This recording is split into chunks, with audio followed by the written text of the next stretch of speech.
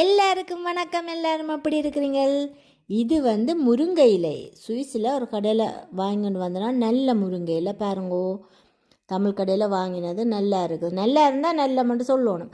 அப்போ இங்கே பாருங்க, முருங்கையில் இந்த இப்படி உருவி எடுக்கிறது நிறைய பேருக்கு சரியான பிரச்சனை. கொஞ்சம் நேரம் எடுக்குந்தான். ஆனால் இப்படி என்ன செய்யணும்னா இப்படி குறுக்க வச்சு இப்படி மற்ற பக்கமாக இப்படி உருவணும். அப்போ தான் அந்த இலைகள் இப்படி தனித்தனியாக வரும்.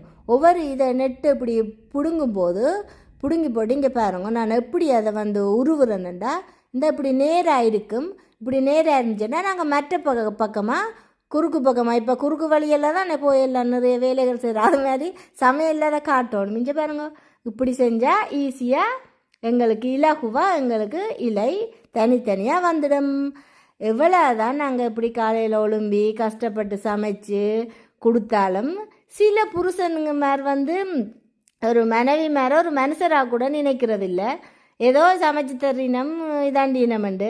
நாங்களும் வேலைக்கு போகிறோம் பெண்கள், நாங்களும் உழைக்கிறோந்தான்.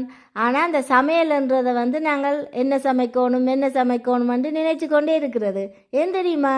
பிள்ளைகள் வீட்டை வருவினம், என்ன சாப்பிடுவினம் அப்படின்னு நினைச்சு செய்கிறேன். இங்கே பாருங்கோ, வடிவாக எல்லாம் இலைகள் தனியாக இந்த நெட்டெல்லாம் புரிம்பா மத்த நாட்டு சுவையெல்லாமே ஒத்த வேலை உடைய போல சுத்தமான நம்மூர் சுவையோ ஆத்தா தந்த உசுர போல ஊட்டி பாசம் கொட்டி